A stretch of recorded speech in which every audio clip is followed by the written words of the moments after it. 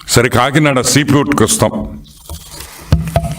Kakinada seaport FIR file అయిన తర్వాత ఈ నలుగురు బ్రోకర్లు ఎవరు? వైవి సుబ్బారెడ్డి కొడుకు,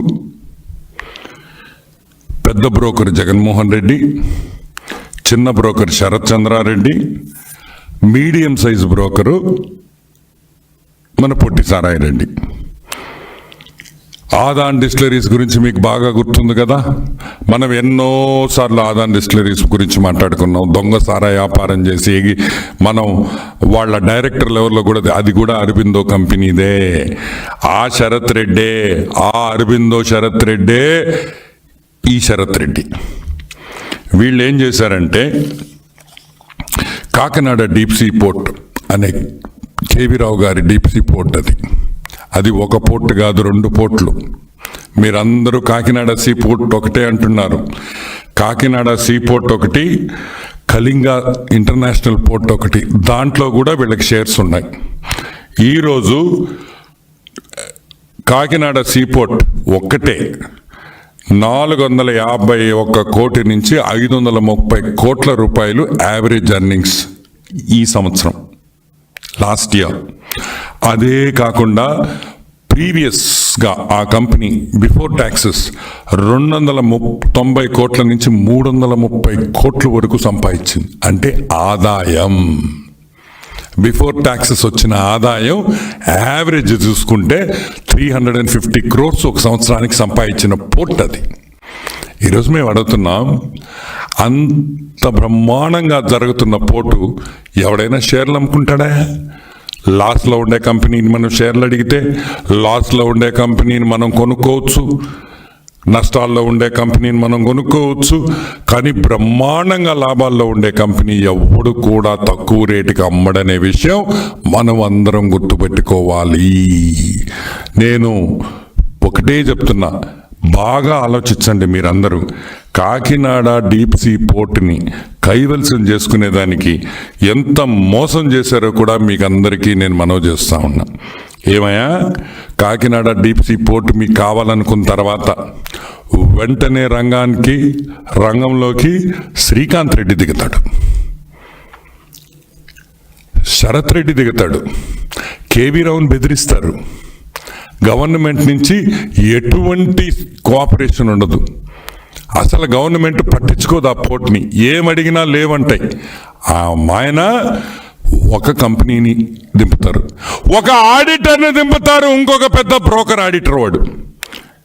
పీకేఎఫ్ శ్రీధరన్ సంతానం అనే ఒక కంపెనీ చెన్నై నుంచి వస్తుంది. ఆడిటింగ్ మొదలు పెట్టద్ది, మొత్తం లెక్కలు చూస్తారు. 20 రోజుల లోపలే ఇంకో కంపెనీ వస్తుంది. ఏం దాని పేరు? క్రాల్ ఇండియా, ముంబై నుంచి. అంటే ఒకే కంపెనీని ఆడిట్ చేసేదానికి 2 కన్సల్టెంట్లు 28 రోజులు తేడాలో 28 రోజులు వాడు ఒక సైడ్ చేస్తున్నాడు, వీడు ఒక సైడ్ చేస్తున్నాడు. వీళ్ళిద్దరూ కాగితాలు నలిపి తిని చదివి 1000 కోట్ల రూపాయలు కట్టాలి గవర్నమెంట్కి అన్నారు. ఎంత? 1000 కోట్లు. యాడ్ నుంచి కడతాడు కేవీరావా? 1000 కోట్ల రూపాయలు నువ్వు గవర్నమెంట్ కట్టాలి. నువ్వు గవర్నమెంట్ కట్టకపోలేని పరిస్థితుల్లో మేము కేసులు పెడతాం, లేదంటే ఆ వాటా మాకిచ్చేసేయి. సరే, అక్కడికి ఆగిందా? లేదు. షిప్పింగ్ ఏజెంట్లు ఎవరు? పోర్ట్లో పనిచేసే షిప్పింగ్ ఏజెంట్లు ఉంటారు. ఏ కంటైనర్ పోవాలన్నా, ఏ కంటైనర్ రావాలన్నా దాన్ని హ్యాండిల్ చేసేది షిప్పింగ్ ఏజెంట్లే. ఆ షిప్పింగ్ ఏజెంట్ల మీద కూడా భయపడ్డారు. వాళ్ళ కాగితాలన్నీ అడిగారు, వాళ్ళ లెక్కలన్నీ అడిగారు. Bothra shipping, Sharath shipping, Belair logistics, వీళ్ళని కూడా బెదిరించారు. వీళ్ళ కాగితాలన్నీ లాక్కున్నారు. అన్నీ ఎందుకు చేశారో తెలుసా? అన్నీ ఏ విధంగా ఆ పోర్టు, ఆ షేరు, కేవీరావు వాటా 41% అమ్మే వరకు గొంతు మీద కత్తి పెట్టి వీళ్ళు తీసుకున్నారనే విషయం మీకు అందరికీ మనవి చేస్తూ ఉన్నా. సరే, ఇది బాగుంది. అసలు విషయానికి వస్తాం, ఎందుకంటే ఇది ఆల్మోస్ట్ నేను 5-6 సార్లు చెప్పేశాను కాబట్టి. So will come to the next topic. ఈరోజు మీ ఇల్లు అమ్మాలంటే, మీ ఇల్లు నా ఇల్లు ఎవరైనా ఇల్లు అమ్మాలనుకుంటే రేటు నువ్వు చెప్తావా, కొనుక్కునేవాడు చెప్తాడా? నీ రేటుకి, నాకు నచ్చిన రేటుకి నా ఇల్లు అమ్ముకునేటప్పుడు నీకు ఇష్టం ఉంటే కొంటావు, ఇష్టం లేకపోతే కొనవు, అంతే కదా. మీ ఇల్లు అమ్ముకుంటే ఎదుటాడు 5 రూపాయలు అంటే ఇచ్చేస్తావా? 1 కోటి రూపాయలు ఇల్లున్నాయి ఇవి కదా. నాకు నా ఇల్లు విలువ ఇంత, ఈ విలువ నాకు ఇస్తేనే నేను నా ఇల్లు నీకు అమ్ముతానని చెప్తాం.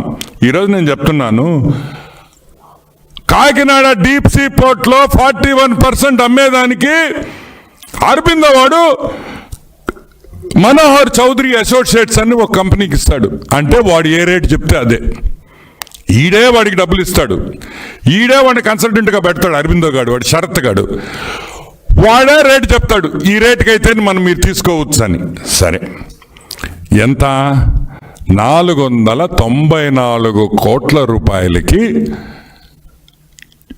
షేర్లు, ఒక్కొక్క టోటల్ షేర్స్ 41% షేర్స్ వచ్చి 494 crores వీళ్ళు ఫిక్స్ చేశారు. కేవీ రావు నా వల్ల కాదు, ఇది చాలా తక్కువ అన్నాడు. ఇస్తావా పోర్టు మూస్తావా అనే విషయం మీరందరూ గుర్తుపెట్టుకోవాలి. కత్తి గొంతు మీద పెట్టి 494 కోట్లకి ఒక రన్నింగ్ పోర్టు, ప్రాఫిట్లో ఉండే పోర్టు, విపరీతమైన లాభాల్లో ఉండే పోర్టుని కత్తి పెట్టి తీసుకుంది వాస్తవమా కాదా అని నేను అడుగుతున్నా. ఈరోజు నేను అడుగుతున్నా, మీకు మీ వాల్యుయేషన్, అసలు వాల్యుయేషన్ కూడా చూపిస్తాను నేను.